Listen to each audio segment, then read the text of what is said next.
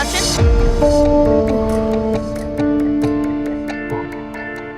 வர்த்தா இருந்துச்சா இவங்கள ஆரிக்கலுக்கு முன்னாடி அனுப்புனது? ஆக்சுவலி எந்த குறிக்கோளோட ஷோக்கு வந்தனோ அது இன்னும் நிறைவேறவே இல்லை. ஏன்னா basically it's a dating show and நான் எதுக்காக இந்த ஷோக்கு வந்தனோ, நான் எந்த க்ளோஷருக்காக இந்த ஷோக்கு வந்தனோ அதெல்லாம் நல்லாவே நடந்துருச்சு. ஆனால் நான் இவங்க கிட்ட ப்ராமிஸ் பண்ணேன், நான் போனேன்னா ஸ்மைலோட போவேன்னு சொன்னேன். Guys, it's okay.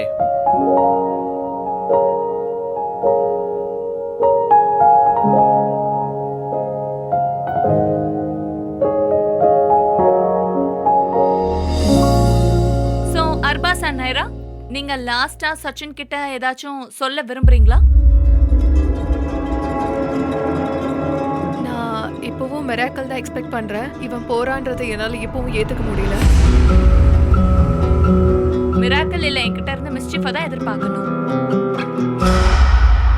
Sachin Digvijay ப்ராயோரிட்டி. Sachin இப்போ வீட்டுக்கு போறான், திக்விஜய் டம்பிங்ல இருக்கான். இல்ல, உன்கிட்ட ஒன்னு கேட்கணும். ஒவ்வொரு தடவை நீங்க சண்டை போடும் போதும் நான் எப்பவுமே ஸ்டாண்ட் எடுத்திருக்கேன்.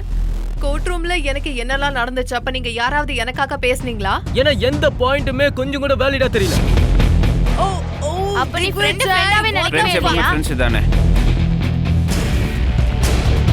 அட இல்ல, ஏதாவது பாயிண்ட் இருக்கணும்ல. உன் பக்கம் நிக்கிறதுக்கு ஏதாவது கரெக்ட்டான பாயிண்ட் இருக்கணும். இல்ல, 1 செகண்ட். ஒருத்தர் சொல்றான் ஃபேக் அலிகேஷன்ஸ் வைக்கறான், கான்சனே இல்லாம கிஸ் பண்ணேன்னு சொல்றான். இல்ல, அது எனக்கு தெரியாது. இந்த விஷயத்தை நீ என்கிட்ட சொல்லவே இல்ல. நீ என்ன பேசுறேன்னு எனக்கு புரியவே இல்ல.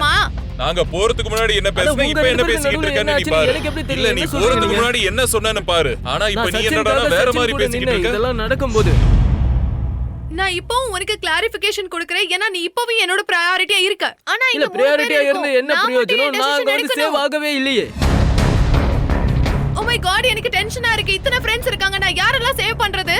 பாயிண்ட். ஒருத்தரை சேவ் பண்ணிருக்கலாம். ஒண்ணு அவனே இல்லனா என்ன, ஒழுங்கா சேவ் பண்ணிருக்கலாம் இல்லையா?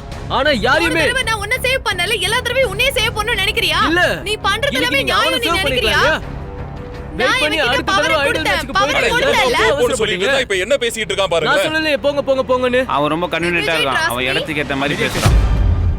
அத நீதான் சொன்ன Digvijay. You won, I lost.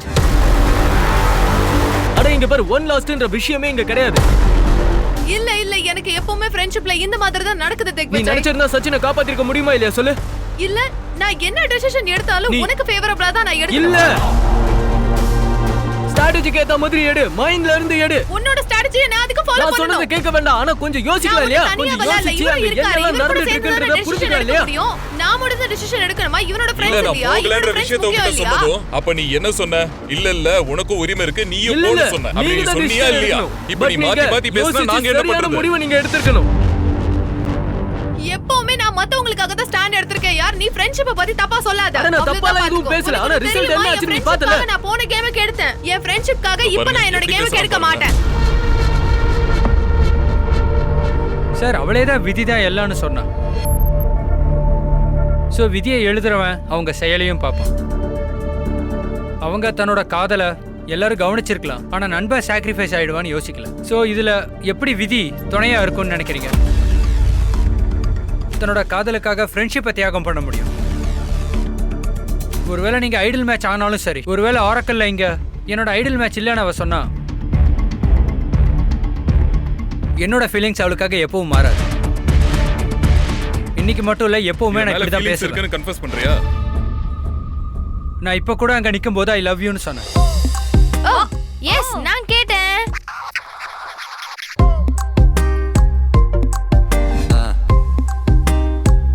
Guys, என்னால உங்களை பிரிச்சு வைக்க முடியாது. வாங்க அப்படியே இங்க வந்து ஹக் பண்ணிக்கோங்க. இந்த சினிமாட்டிக் ஸ்டைல்ல கட் பண்ணீங்க. வாங்க. உண்மையா தானே சொல்ற? நான் போய்டவா? ஹே